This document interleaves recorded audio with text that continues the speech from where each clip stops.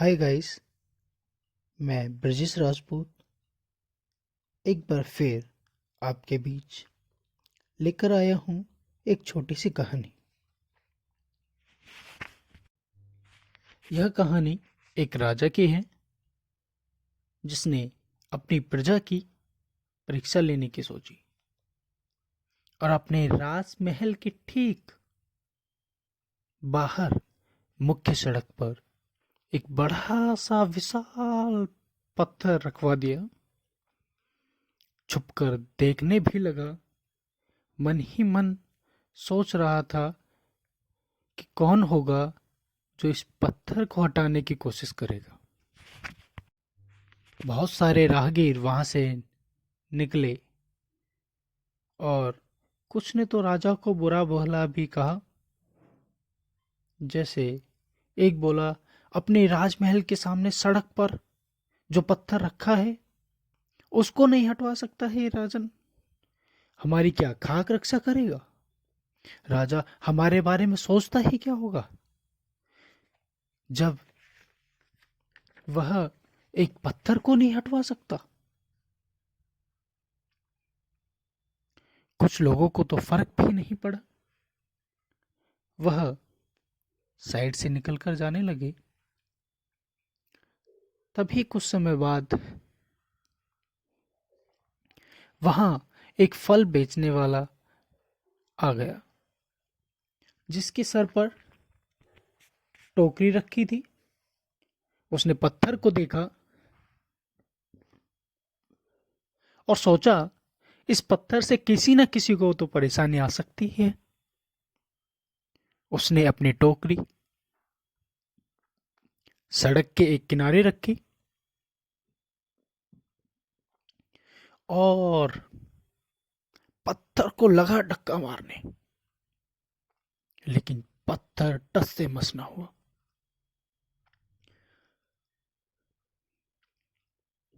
फिर एक बार पूरा दम लगाकर पत्थर को धक्का मारा और पत्थर एक किनारे सड़क के लगा दिया। सड़क पहले की तरह हो गई थी। तभी वह क्या देखता है कि जहां पत्थर रखा था वहां एक पोटली रखी हुई है। उसके साथ एक पेज भी रखा था। उसमें पेज को खोला। उसने पेज को खोला और पढ़ने लगा। उसमें लिखा था, यह पोटली आपके लिए ही है।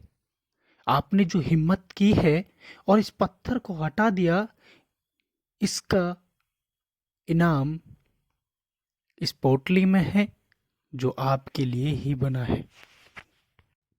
फल विक्रेता की आंखें नम हो गई थी।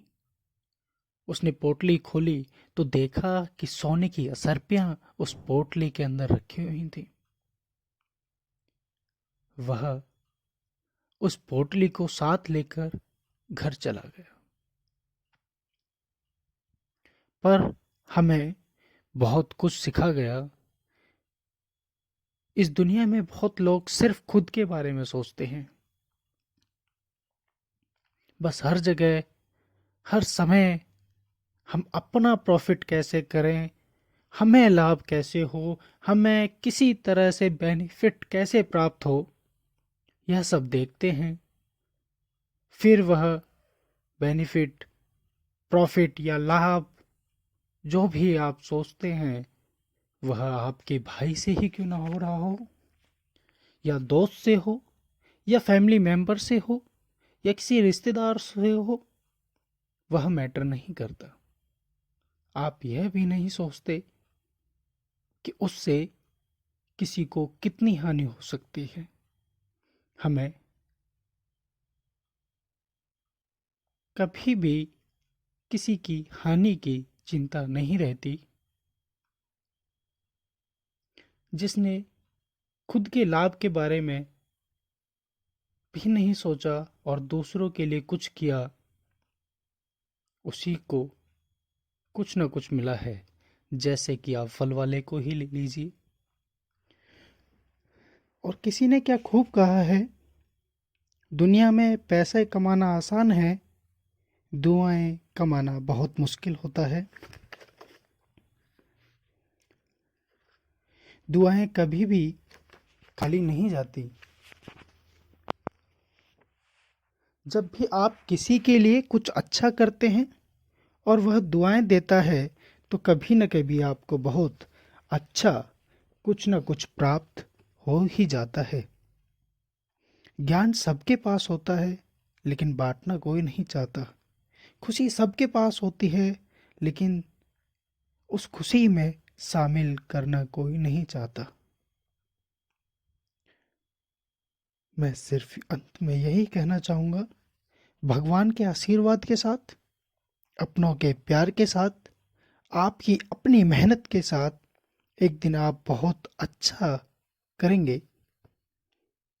पर आगे इसी तरह अपनी अच्छी आदतों, विचारों को अच्छा करने के लिए इस चैनल को सब्सक्राइब ज़रूर करें। अब मैं ब्रजेश राजपूत आपसे विदा लेता हूँ। धन्यवाद।